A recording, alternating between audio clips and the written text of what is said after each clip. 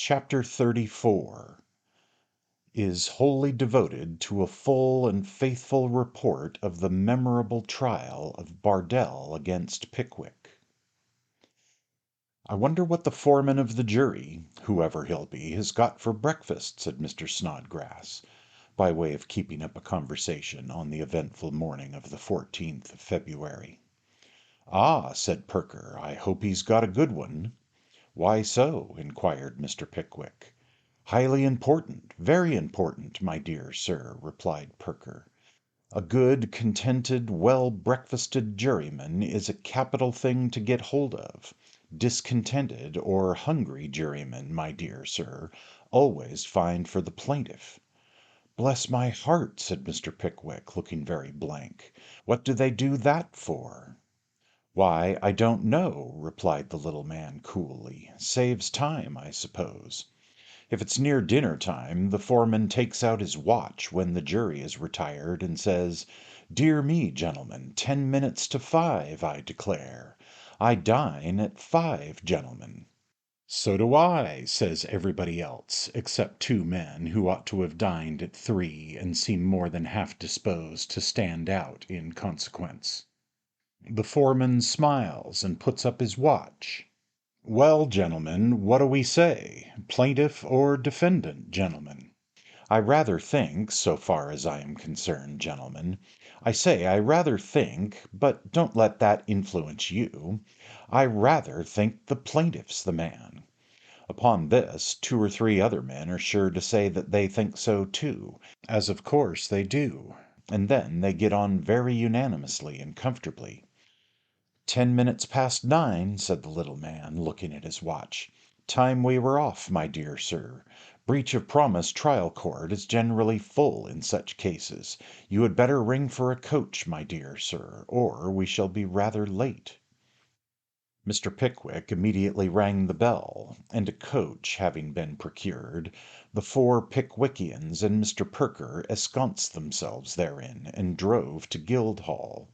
Sam Weller, Mr. Lowton, and the Blue Bag following in a cab. "Lowton," said Perker when they reached the outer hall of the court, "put Mr. Pickwick's friends in the student's box. Mr. Pickwick himself had better sit by me. This way, my dear sir, this way."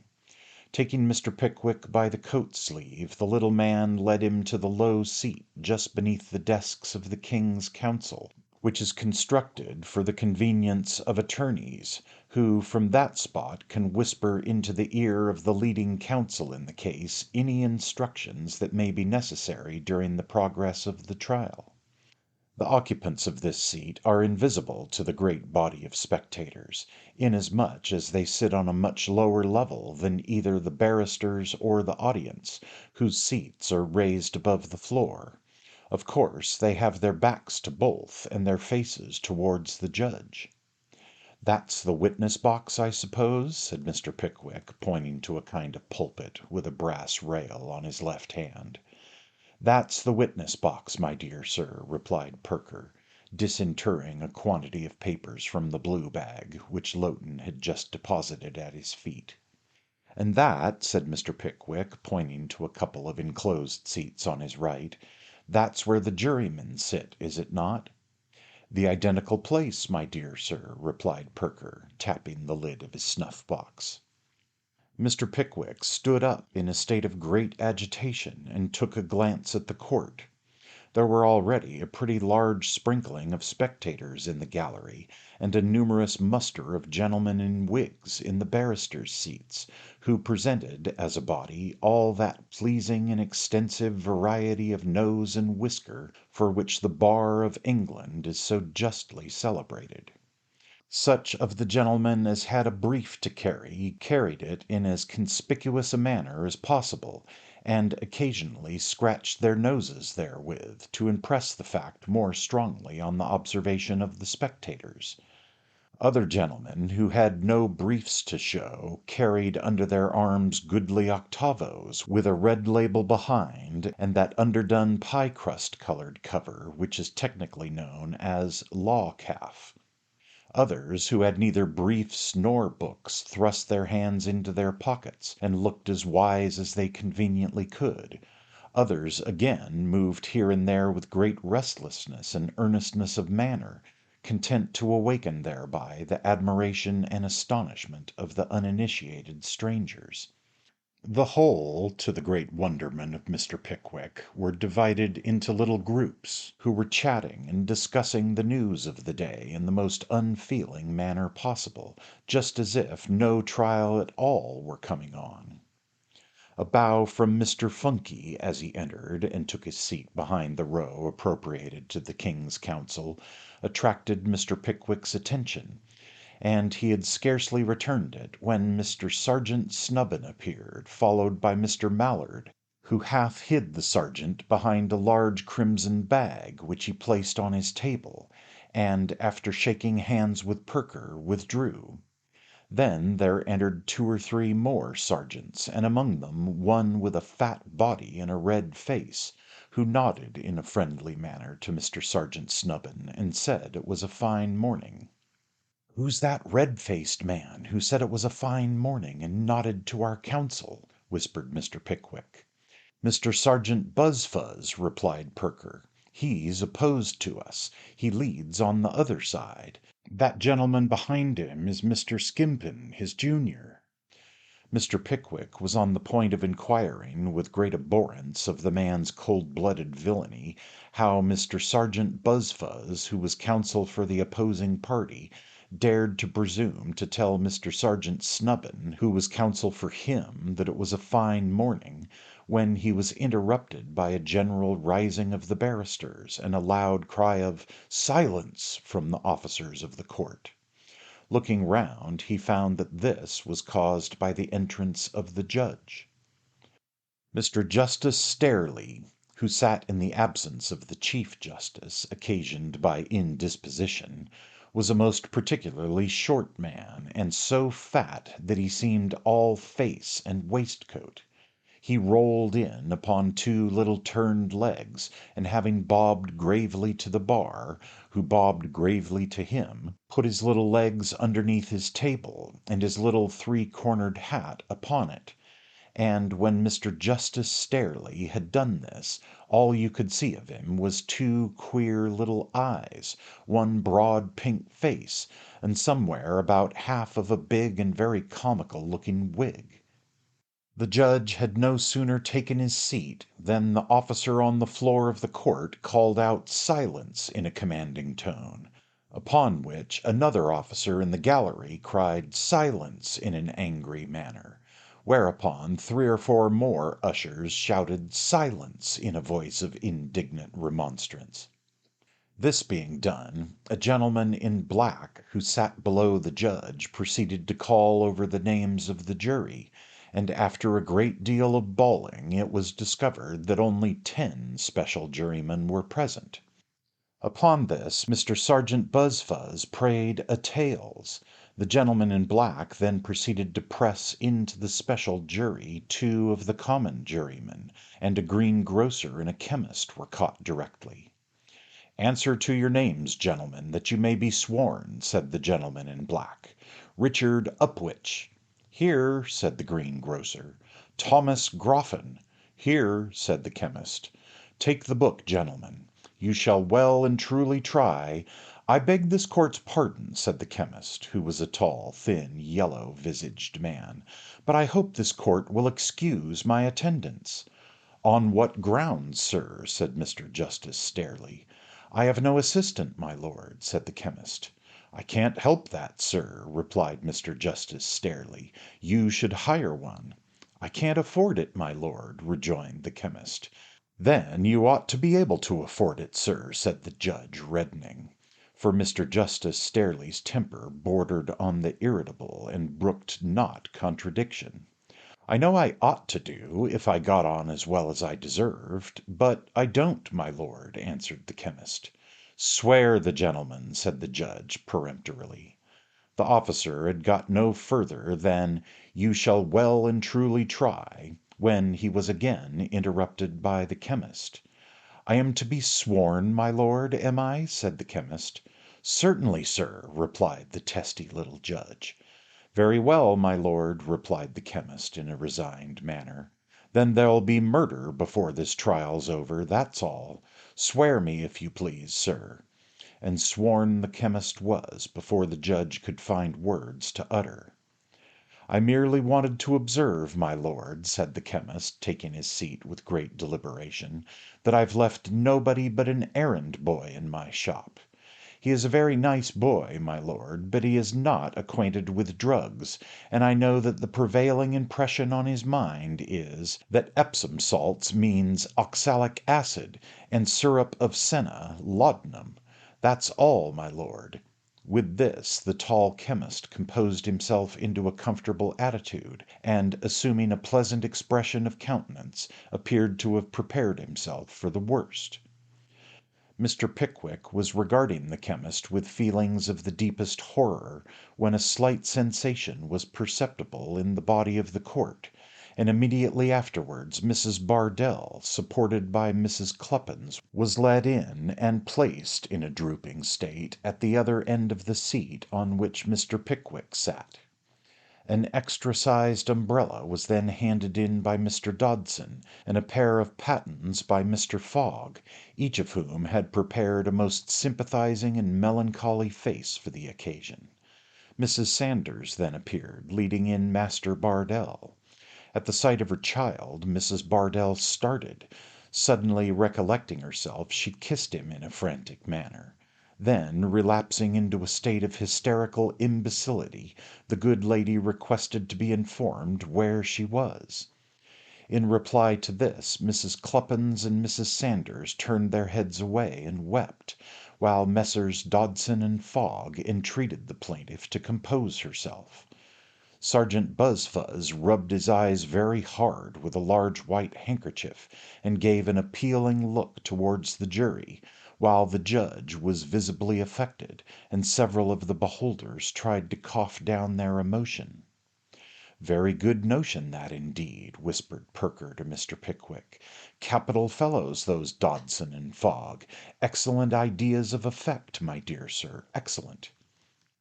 As Perker spoke, Mrs. Bardell began to recover by slow degrees, while Mrs. Cluppins, after a careful survey of Master Bardell's buttons and the buttonholes to which they severally belonged, placed him on the floor of the court in front of his mother, a commanding position in which he could not fail to awaken the full commiseration and sympathy of both judge and jury. This was not done without considerable opposition and many tears on the part of the young gentleman himself, who had certain inward misgivings that the placing him within the full glare of the judge's eye was only a formal prelude to his being immediately ordered away for instant execution, or for transportation beyond the seas during the whole term of his natural life at the very least. "Bardell and Pickwick," cried the gentleman in black, calling on the case which stood first on the list. "I am for the plaintiff, my lord," said Mr. Sergeant Buzfuz. "Who is with you, brother Buzfuz?" said the judge. Mr. Skimpin bowed to intimate that he was. "I appear for the defendant, my lord," said Mr. Sergeant Snubbin. "Anybody with you, brother Snubbin?" inquired the court. "Mr. Funky, my lord," replied Sergeant Snubbin. "Sergeant Buzfuz and Mr. Skimpin for the plaintiff," said the judge, writing down the names in his notebook and reading as he wrote. "For the defendant, Sergeant Snubbin and Mr. Monkey. Beg your lordship's pardon, Funky." "Oh, very good," said the judge. "I never had the pleasure of hearing the gentleman's name before." Here Mr. Funky bowed and smiled, and the judge bowed and smiled too, and then Mr. Funky, blushing into the very whites of his eyes, tried to look as if he didn't know that everybody was gazing at him, a thing which no man ever succeeded in doing yet, or in all reasonable probability ever will. "Go on," said the judge. The ushers again called silence, and Mr. Skimpin proceeded to open the case, and the case appeared to have very little inside it when he had opened it, for he kept such particulars as he knew completely to himself, and sat down after a lapse of 3 minutes, leaving the jury in precisely the same advanced stage of wisdom as they were in before. Sergeant Buzfuz then rose with all the majesty and dignity which the grave nature of the proceedings demanded, and having whispered to Dodson and conferred briefly with Fogg, pulled his gown over his shoulders, settled his wig, and addressed the jury. Sergeant Buzfuz began by saying that never in the whole course of his professional experience, never from the very first moment of his applying himself to the study and practice of the law, had he approached a case with feelings of such deep emotion, or with such a heavy sense of the responsibility imposed upon him, a responsibility, he would say, which he could never have supported were he not buoyed up and sustained by a conviction so strong that it amounted to positive certainty that the cause of truth and justice, or, in other words, the cause of his much injured and most oppressed client, must prevail with the high-minded and intelligent dozen of men whom he now saw in that box before him. Counsel usually begin in this way, because it puts the jury on the very best terms with themselves, and makes them think what sharp fellows they must be. A visible effect was produced immediately, several jurymen beginning to take voluminous notes with the utmost eagerness. "You have heard from my learned friend, gentlemen," continued Sergeant Buzfuz, well knowing that, from the learned friend alluded to, the gentlemen of the jury had just heard nothing at all. "You have heard from my learned friend, gentlemen, that this is an action for a breach of promise of marriage, in which the damages are laid at £1,500. But you have not heard from my learned friend, inasmuch as it did not come within my learned friend's province to tell you, what are the facts and circumstances of the case. Those facts and circumstances, gentlemen, you shall hear detailed by me, and proved by the unimpeachable female whom I will place in that box before you." Here Mr. Sergeant Buzfuz, with a tremendous emphasis on the word box, smote his table with a mighty sound, and glanced at Dodson and Fogg, who nodded admiration of the sergeant and indignant defiance of the defendant. "The plaintiff, gentlemen," continued Sergeant Buzfuz, in a soft and melancholy voice, "the plaintiff is a widow. Yes, gentlemen, a widow. The late Mr. Bardell, after enjoying for many years the esteem and confidence of his sovereign as one of the guardians of his royal revenues, glided almost imperceptibly from the world to seek elsewhere for that repose and peace which a custom house can never afford." At this pathetic description of the decease of Mr. Bardell, who had been knocked on the head with a quart pot in a public-house cellar, the learned sergeant's voice faltered, and he proceeded with emotion. "Some time before his death he had stamped his likeness upon a little boy. With this little boy, the only pledge of her departed exciseman, Mrs. Bardell shrank from the world, and courted the retirement and tranquillity of Goswell Street, and here she placed in her front parlour window a written placard, bearing this inscription, 'Apartments furnished for a single gentleman. Inquire within.'" Here Sergeant Buzfuz paused, while several gentlemen of the jury took a note of the document. "There is no date to that, is there?" inquired a juror. "There is no date, gentlemen," replied Sergeant Buzfuz, "but I am instructed to say that it was put in the plaintiff's parlour window just this time 3 years. I entreat the attention of the jury to the wording of this document. 'Apartments furnished for a single gentleman.' Mrs. Bardell's opinions of the opposite sex, gentlemen, were derived from a long contemplation of the inestimable qualities of her lost husband. She had no fear, she had no distrust, she had no suspicion. All was confidence and reliance. Mr. Bardell, said the widow, Mr. Bardell was a man of honour. Mr. Bardell was a man of his word. Mr. Bardell was no deceiver. Mr. Bardell was once a single gentleman himself. To single gentlemen I look for protection, for assistance, for comfort, and for consolation. In single gentlemen I shall perpetually see something to remind me of what Mr. Bardell was when he first won my young and untried affections. To a single gentleman, then, shall my lodgings be let. Actuated by this beautiful and touching impulse, among the best impulses of our imperfect nature, gentlemen, the lonely and desolate widow dried her tears, furnished her first floor, caught her innocent boy to her maternal bosom, and put the bill up in her parlour window. Did it remain there long? No. The serpent was on the watch, the train was laid, the mine was preparing, the sapper and miner was at work. Before the bill had been in the parlour window 3 days, 3 days, gentlemen, a being erect upon 2 legs, and bearing all the outward semblance of a man, and not of a monster, knocked at the door of Mrs. Bardell's house. He inquired within, he took the lodgings, and on the very next day he entered into possession of them. This man was Pickwick. Pickwick, the defendant. Sergeant Buzfuz, who had proceeded with such volubility that his face was perfectly crimson, here paused for breath.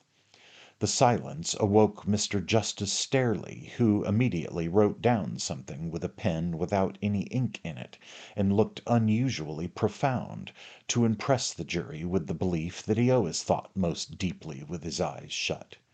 Sergeant Buzfuz proceeded. Of this man Pickwick I will say little. The subject presents but few attractions. And I, gentlemen, am not the man, nor are you, gentlemen, the men, to delight in the contemplation of revolting heartlessness and of systemic villainy. Here Mr. Pickwick, who had been writhing in silence for some time, gave a violent start, as if some vague idea of assaulting Sergeant Buzfuz, in the august presence of justice and law, suggested itself to his mind. An admonitory gesture from Perker restrained him, and he listened to the learned gentleman's continuation with a look of indignation which contrasted forcibly with the admiring faces of Mrs. Cluppins and Mrs. Sanders. "I say systematic villainy, gentlemen," said Sergeant Buzfuz, looking through Mr. Pickwick and talking at him. "And when I say systematic villainy, let me tell the defendant Pickwick, if he be in court, as I am informed he is, that it would have been more decent in him, more becoming in better judgment and in better taste, if he had stopped away. Let me tell him, gentlemen, that any gestures of dissent or disapprobation in which he may indulge in this court will not go down with you, that you will know how to value and how to appreciate them. To let me tell him further, as my lord will tell you, gentlemen, that a counsel in the discharge of his duties to his client is neither to be intimidated nor bullied, nor put down, and that any attempt to do either the one or the other, or the first or the last, will recoil on the head of the attempter, be he plaintiff or be he defendant, be his name Pickwick or Noakes or Stokes or Stiles or Brown or Thompson." This little divergence from the subject in hand had, of course, the intended effect of turning all eyes to Mr. Pickwick. Sergeant Buzfuz, having partially recovered from the state of moral elevation into which he had lashed himself, resumed. "I shall show you, gentlemen, that for 2 years Pickwick continued to reside constantly and without interruption or intermission at Mrs. Bardell's house. I shall show you that Mrs. Bardell, during the whole of that time, waited on him, attended to his comforts, cooked his meals, looked out his linen for the washerwoman when it went abroad, darned, aired, and prepared it for wear when it came home, and, in short, enjoyed his fullest trust and confidence. I shall show you that on many occasions he gave ha'pence, and on some occasions even sixpences to her little boy, and I shall prove to you, by a witness whose testimony it will be impossible for my learned friend to weaken or controvert, that on one occasion he patted the boy on the head, and after inquiring whether he had won any alley tours or comedies lately, both of which I understand to be a particular species of marbles much prized by the youth of this town, made use of this remarkable expression: "How should you like to have another father?" I shall prove to you, gentlemen, that about a year ago Pickwick suddenly began to absent himself from home, during long intervals, as if with the intention of gradually breaking off from my client, but I shall show you also that his resolution was not at that time sufficiently strong, or that his better feelings conquered, if better feelings he has, or that the charms and accomplishments of my client prevailed against his unmanly intentions, by proving to you that on one occasion when he returned from the country he distinctly and in terms offered her marriage, previously, however, taking special care that there would be no witness to their solemn contract. And I am in a situation to prove to you, on the testimony of three of his own friends, most unwilling witnesses, gentlemen, most unwilling witnesses, that on that morning he was discovered by them holding the plaintiff in his arms, and soothing her agitation by his caresses and endearments. A visible impression was produced upon the auditors by this part of the learned sergeant's address. Drawing forth two very small scraps of paper, he proceeded: "And now, gentlemen, but one word more. Two letters have passed between these parties, letters which are admitted to be in the handwriting of the defendant, and which speak volumes indeed. The letters, too, bespeak the character of the man. They are not open, fervent, eloquent epistles, breathing nothing but the language of affectionate attachment. They are covert, sly, underhanded communications, but fortunately far more conclusive than if couched in the most glowing language and the most poetic imagery, letters that must be viewed with a cautious and suspicious eye, letters that were evidently intended at the time by Pickwick to mislead and delude any third parties into whose hands they might fall. Let me read the first. Garraway's, 12 o'clock. Dear Mrs. B., chops and tomato sauce. Yours, Pickwick. Gentlemen, what does this mean? Chops and tomato sauce. Yours, Pickwick. Chops! Gracious heavens! And tomato sauce! Gentlemen, is the happiness of a sensitive and confiding female to be trifled away by such shallow artifices as these? The next has no date whatever, which is in itself suspicious. Dear Mrs. B., I shall not be at home till tomorrow. Slow coach. And then follows this very remarkable expression: Don't trouble yourself about the warming pan. The warming pan! Why, gentlemen, who does trouble themselves about a warming pan? When was the peace of mind of man or woman broken or disturbed by a warming pan, which is in itself a harmless, a useful, and, I will add, gentlemen, a comforting article of domestic furniture?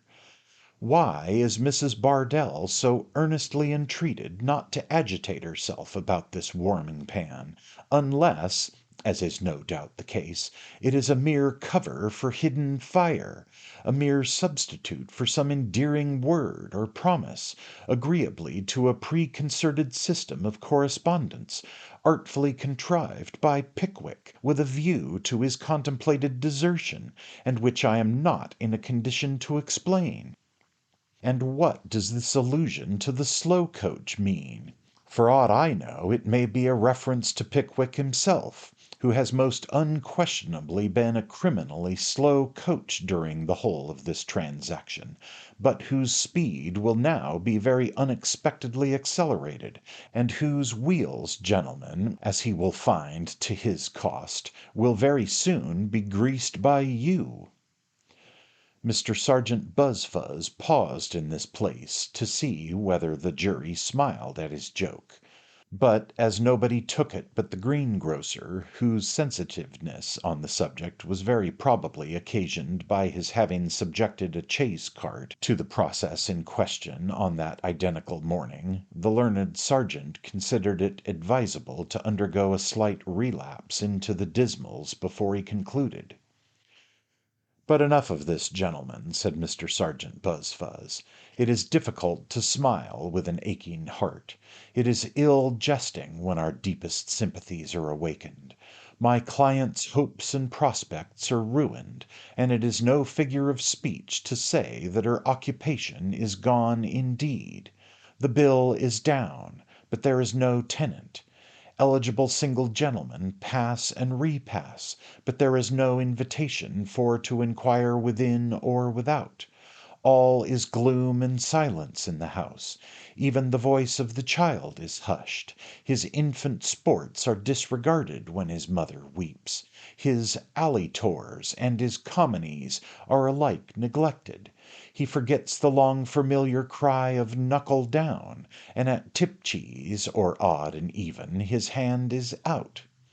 But Pickwick, gentlemen, Pickwick, the ruthless destroyer of this domestic oasis in the desert of Goswell Street, Pickwick, who has choked up the well and thrown ashes on the sward, Pickwick, who comes before you today with his heartless tomato sauce and warming pans, Pickwick still rears his head with unblushing effrontery, and gazes without a sigh on the ruin he has made.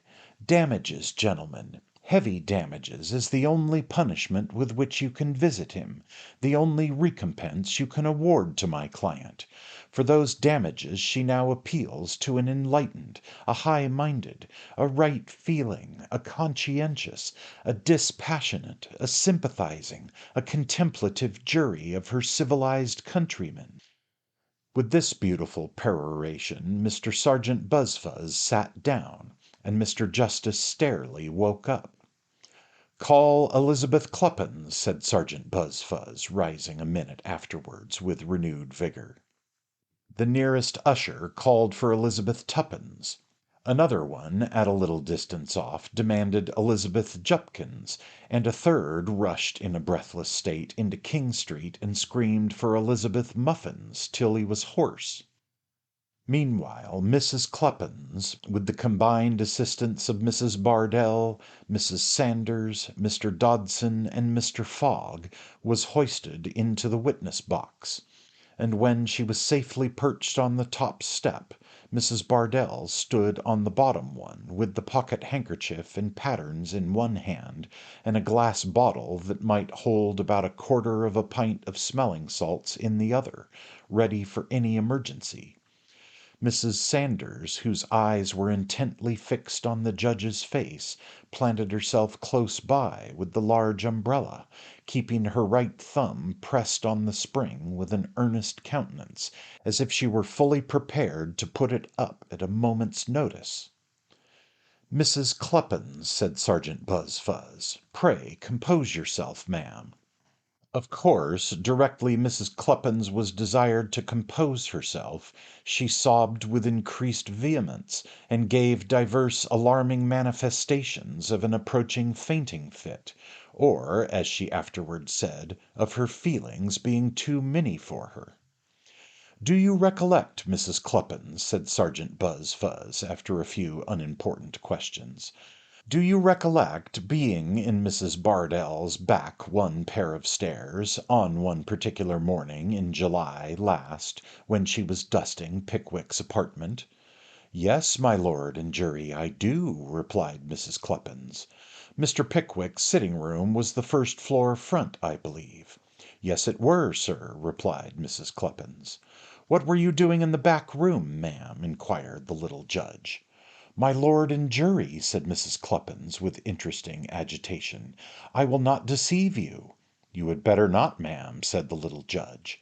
"I was there," resumed Mrs. Cluppins, "unbeknown to Mrs. Bardell. I had been out with the little basket gentleman to buy 3 pound of red kidney pataties, which was 3 pound 2pence halfpenny, when I saw Mrs. Bardell's street door on the jar." "On the what?" exclaimed the little judge. "Partly open, my lord," said Sergeant Snuppin. "She said on the jar," said the little judge, with a cunning look. "It's all the same, my lord," said Sergeant Snubbin. The little judge looked doubtful, and said he'd make a note of it. Mrs. Clubbins then resumed: "I walked in, gentlemen, just to say good morning, and went, in a promiscuous manner, upstairs into the back room. Gentlemen, there was the sound of voices in the front room, and you listened, I believe, Mrs. Cluppins?" said Sergeant Buzfuz. "Begging your pardon, sir," replied Mrs. Cluppins, in a majestic manner, "I would scorn the haction. The voices was very loud, sir, and forced themselves upon my ear." "Well, Mrs. Cluppins, you were not listening, but you heard the voices. Was one of those voices Pickwick's?" "Yes, it were, sir." And Mrs. Cluppins, after distinctly stating that Mr. Pickwick addressed himself to Mrs. Bardell, repeated, by slow degrees and by dint of many questions, the conversation with which our readers are already acquainted. The jury looked suspicious, and Mr. Sergeant Buzfuz smiled as he sat down.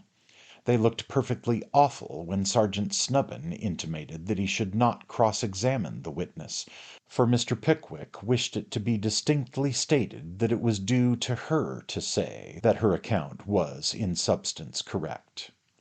Mrs. Cluppins, having once broken the ice, thought it a favourable opportunity for entering into a short dissertation on her own domestic affairs, so she straightway proceeded to inform the court that she was the mother of 8 children at that present speaking, and that she entertained confident expectations of presenting Mr. Cluppins with a 9th, somewhere about that day 6 months. At this interesting point the little judge interposed most irascibly, and the effect of the interposition was that both the worthy lady and Mrs. Sanders were politely taken out of court under the escort of Mr. Jackson without further parley. "Nathaniel Winkle," said Mr. Skimpin. "Here," replied a feeble voice. Mr. Winkle entered the witness box, and having been duly sworn, bowed to the judge with considerable deference. "Don't look at me, sir," said the judge sharply, in acknowledgment of the salute. "Look at the jury." Mr. Winkle obeyed the mandate, and looked at the place where he thought it most probable the jury might be, for seeing anything in his then state of intellectual complication was wholly out of the question. Mr. Winkle was then examined by Mr. Skimpin, who, being a promising young man of 2 or 3 and 40, was of course anxious to confuse a witness, who was notoriously predisposed in favour of the other side, as much as he could. "Now, sir," said Mr. Skimpin, "have the goodness to let his lordship know what your name is, will you?" And Mr. Skimpin inclined his head on one side to listen with great sharpness to the answer, and glanced at the jury meanwhile, as if to imply that he rather expected Mr. Winkle's natural taste for perjury would induce him to give some name which did not belong to him. "Winkle," replied the witness. "What's your Christian name, sir?" angrily inquired the little judge. "Nathaniel, sir." "Daniel. Any other name?" "Nathaniel, sir. My lord, I mean." "Nathaniel Daniel, or Daniel Nathaniel?" "No, my lord, only Nathaniel, not Daniel at all." "What did you tell me it was Daniel for, then, sir?" inquired the judge. "I didn't, my lord," replied Mr. Winkle. "You did, sir," replied the judge, with a severe frown. "How could I have got Daniel on my notes unless you told me so, sir?" This argument was, of course, unanswerable. "Mr. Winkle has rather a short memory, my lord," interposed Mr. Skimpin, with another glance at the jury. "We shall find means to refresh it before we have quite done with him, I dare say." "You had better be careful, sir," said the little judge, with a sinister look at the witness. Poor Mr. Winkle bowed, and endeavoured to feign an easiness of manner, which, in his then state of confusion, gave him rather the air of a disconcerted pickpocket. "Now, Mr. Winkle," said Mr. Skimpin, "attend to me, if you please, sir, and let me recommend you, for your own sake, to bear in mind his lordship's injunctions to be careful. I believe you are a particular friend of Mr. Pickwick, the defendant, are you not? I have known Mr. Pickwick now, as well as I recollect at this moment, nearly— Pray, Mr. Winkle, do not evade the question. Are you or are you not a particular friend of the defendant's? I was just about to say that. Will you or will you not answer my question, sir?" "If you don't answer the question, you'll be committed, sir," interposed the little judge, looking over his notebook. "Come, sir," said Mr. Skimpin, "yes or no, if you please." "Yes, I am," replied Mr. Winkle. "Yes, you are. And why couldn't you say that at once, sir? Perhaps you know the plaintiff, too, Mr. Winkle?" "I don't know her. I've seen her." "Oh, you don't know her, but you've seen her. Now, have the goodness to tell the gentlemen of the jury what you mean by that, Mr. Winkle." "I mean that I am not intimate with her, but I have seen her when I went to call on Mr. Pickwick in Goswell Street." "How often have you seen her, sir?" "How often? Yes, Mr. Winkle, how often? I'll repeat the question for you a dozen times if you require it, sir." And the learned gentleman, with a firm and steady frown, placed his hands on his hips, and smiled suspiciously to the jury. On this question there arose the edifying browbeating customary on such points. First of all, Mr. Winkle said it was quite impossible for him to say how many times he had seen Mrs. Bardell. Then he was asked if he had seen her 20 times, to which he replied, "Certainly, more than that."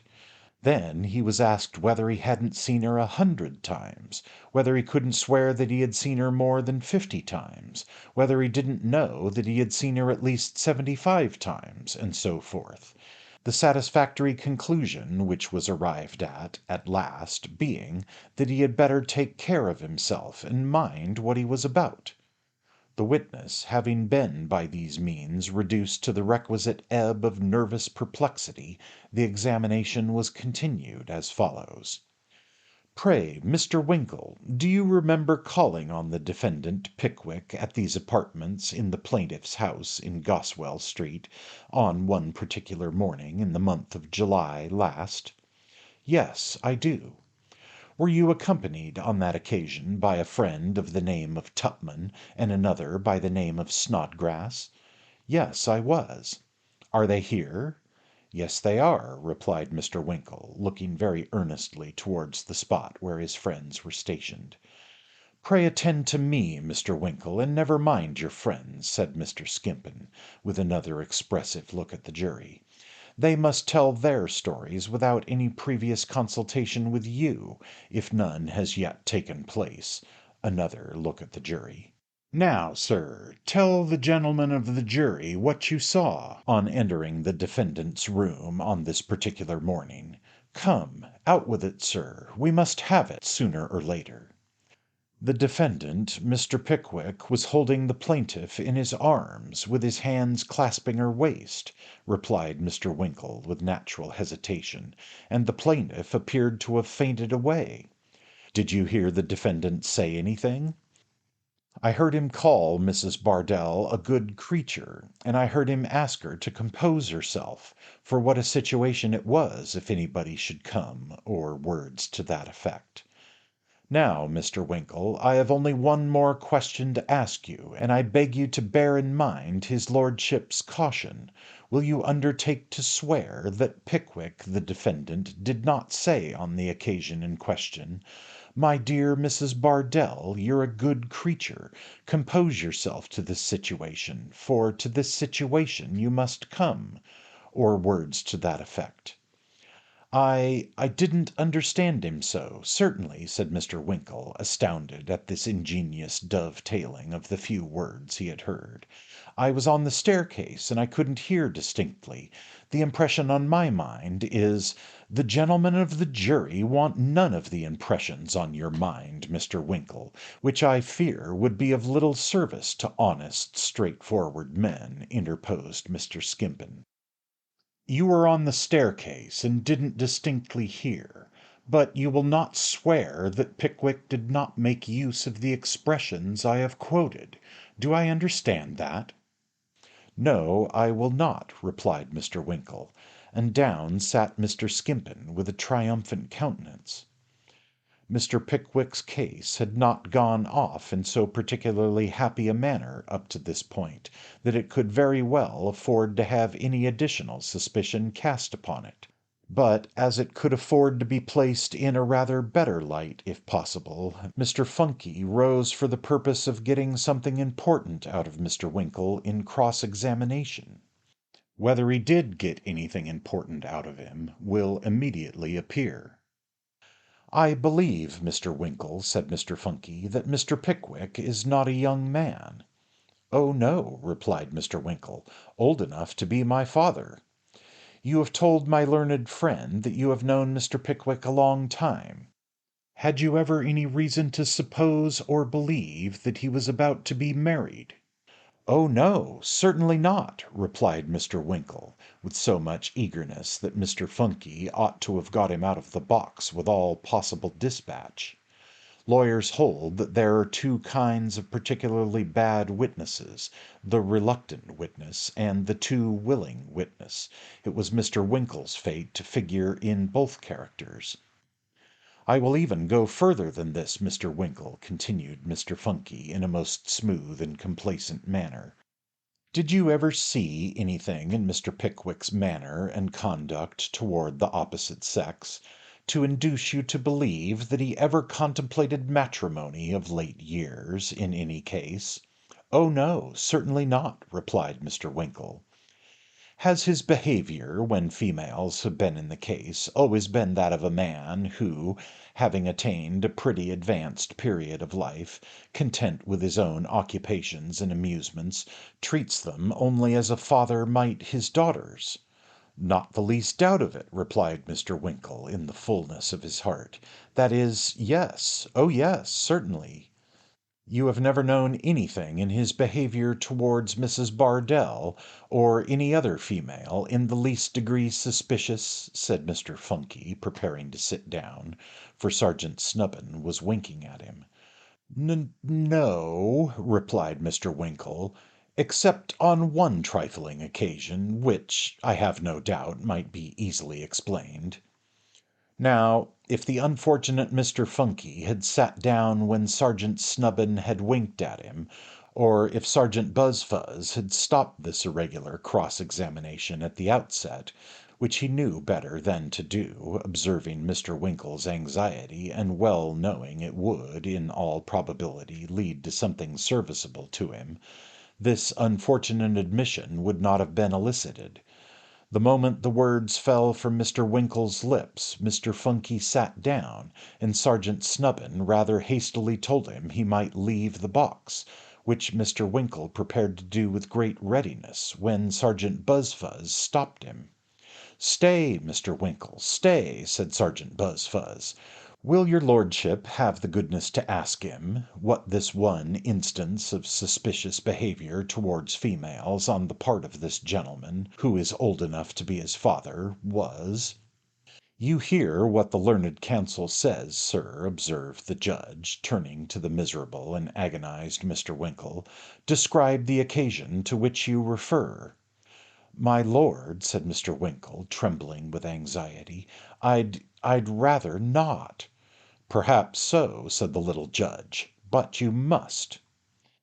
Amid the profound silence of the whole court, Mr. Winkle faltered out that the trifling circumstance of suspicion was Mr. Pickwick's being found in a lady's sleeping apartment at midnight. which had terminated, he believed, in the breaking off of the projected marriage of the lady in question, and had led, he knew, to the whole party being forcibly carried before George Nupkins, Esquire, magistrate and justice of the peace for the borough of Ipswich. "You may leave the box, sir," said Sergeant Snubbin. Mr. Winkle did leave the box, and rushed with delirious haste to the George and Vulture, where he was discovered some hours later by the waiter, groaning in a hollow and dismal manner, with his head buried beneath the sofa cushions. Tracy Tupman and Augustus Snodgrass were severally called into the box. Both corroborated the testimony of their unhappy friend, and each was driven to the verge of desperation by excessive badgering. Susanna Sanders was then called and examined by Sergeant Buzfuz, and cross-examined by Sergeant Snubbin. Had always said and believed that Pickwick would marry Mrs. Bardell, knew that Mrs. Bardell's being engaged to Pickwick was the current topic of conversation in the neighbourhood after the fainting in July, had been told it herself by Mrs. Mudberry, who kept a mangle, and Mrs. Bunkin, which clear-starched, but did not see either Mrs. Mudberry or Mrs. Bunkin in court. Had heard Pickwick ask the little boy how he should like to have another father, did not know that Mrs. Bardell was at that time keeping company with the baker, but did know that the baker was then a single man and is now married. Couldn't swear that Mrs. Bardell was not very fond of the baker, but should think that the baker was not very fond of Mrs. Bardell, or he wouldn't have married somebody else. Thought Mrs. Bardell fainted away on the morning in July, because Pickwick asked her to name the day. Knew that she, witness, fainted away stone dead when Mr. Sanders asked her to name the day, and believed that everybody as called herself a lady would do the same under similar circumstances.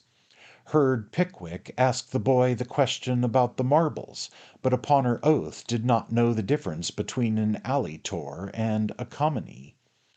By the court, during the period of her keeping company with Mr. Sanders, had received love letters like other ladies.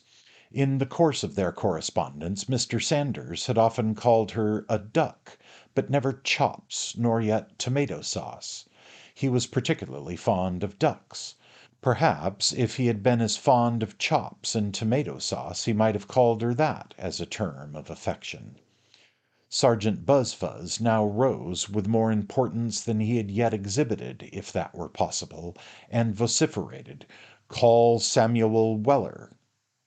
It was quite unnecessary to call Samuel Weller, for Samuel Weller stepped briskly into the box the instant his name was pronounced, and placing his hat on the floor and his arms on the rail, took a bird's-eye view of the bar and a comprehensive survey of the bench with a remarkably cheerful and lively aspect. "What's your name, sir?" inquired the judge. "Sam Weller, my lord," replied that gentleman. "Do you spell it with a V or a W?" inquired the judge. "That depends upon the taste and fancy of the speller, my lord," replied Sam.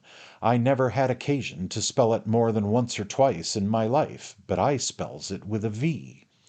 Here a voice in the gallery exclaimed aloud, "Quite right, too, Samivel, quite right.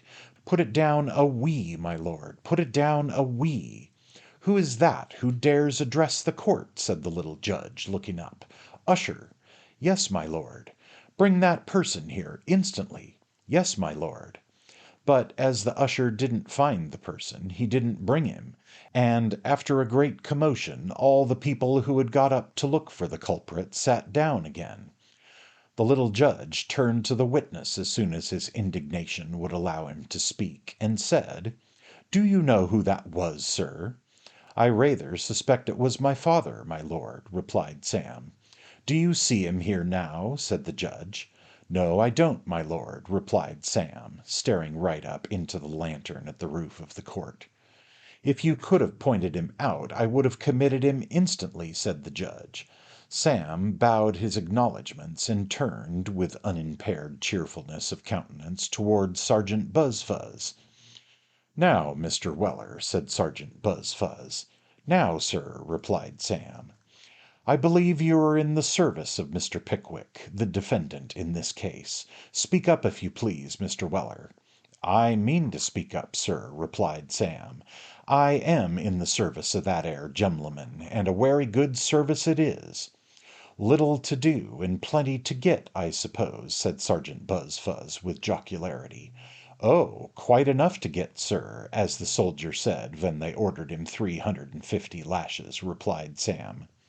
"You must not tell us what the soldier or any other man said, sir," interposed the judge. "It's not evidence." "Werry good, my lord," replied Sam.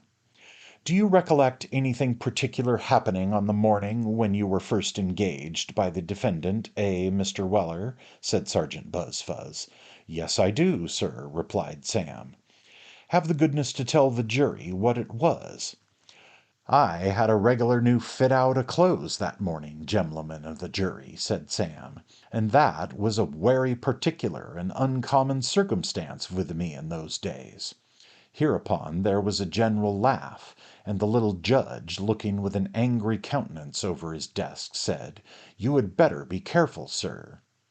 "So Mr. Pickwick said at the time, my lord," replied Sam, "and I was werry careful of that 'ere suit of clothes, werry careful indeed, my lord." The judge looked sternly at Sam for full 2 minutes, but Sam's features were so perfectly calm and serene that the judge said nothing, and motioned Sergeant Buzfuz to proceed. "Do you mean to tell me, Mr. Weller," said Sergeant Buzfuz, folding his arms emphatically and turning half round to the jury, as if in mute assurance that he would bother the witness yet, "do you mean to tell me, Mr. Weller, that you saw nothing of this fainting on the part of the plaintiff in the arms of the defendant, which you have heard described by the witnesses?" "Certainly not," replied Sam. "I was in the passage till they called me up, and then the old lady was not there."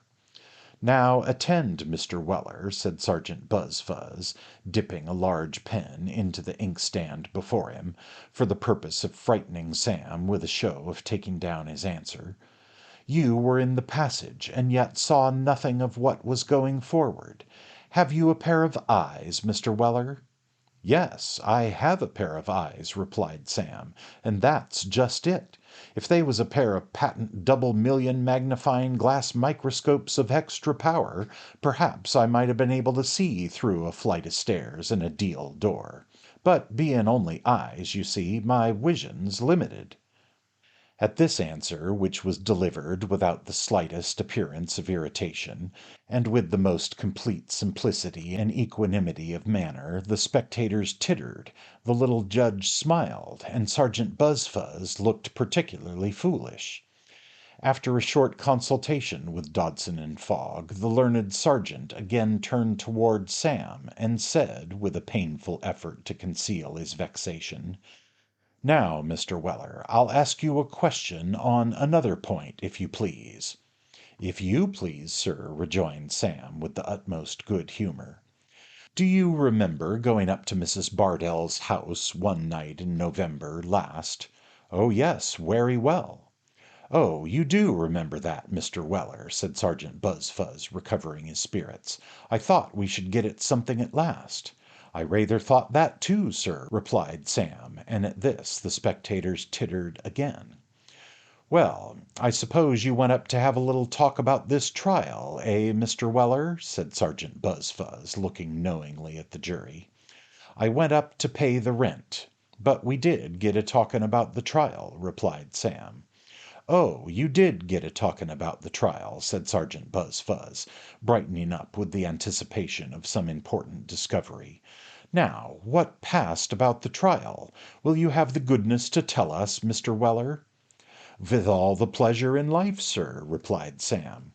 "Arter a few unimportant obserwations from the two wirtuous females, as has been examined here to day, the ladies gets into a very great state of admiration at the honourable conduct of Mr. Dodson and Fogg, them two gem'lemen as is sitting near you now." This, of course, drew general attention to Dodson and Fogg, who looked as virtuous as possible. "The attorneys for the plaintiff," said Mr. Sergeant Buzfuz. "Well, they spoke in high praise of the honourable conduct of Messrs. Dodson and Fogg, the attorneys for the plaintiff, did they?" "Yes," said Sam, "they said what a werry generous thing it was of them to have taken up the case on spec, and to charge nothing at all for costs, unless they got 'em out of Mr. Pickwick."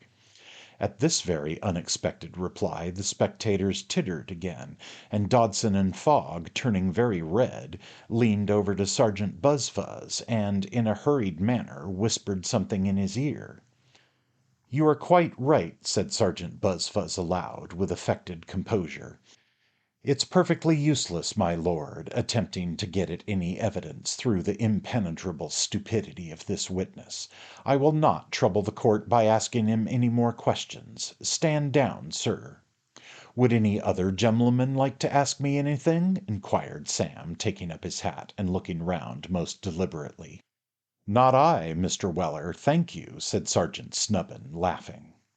"You may go down, sir," said Sergeant Buzfuz, waving his hand impatiently.